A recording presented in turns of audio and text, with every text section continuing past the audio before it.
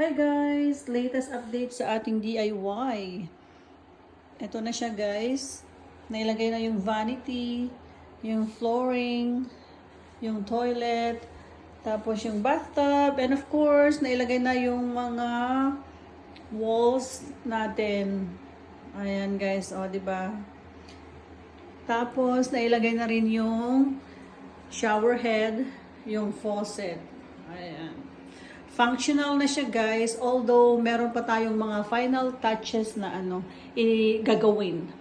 Tulad ng caulking dito sa mga corners niya guys, para hindi pumasok yung mga tubig. And of course, i-install pa niya yung ilaw dyan. Na-install na rin yung fan dyan. So, ang kulang na lang natin guys ay yung salamin dyan. At saka dyan ilalagay yung kanyang ilaw. So, eto na rin yung kanyang sink guys. Yung kanyang vanity. Ayan yung kanyang flooring guys. So far, so good guys. Ang ating DIY.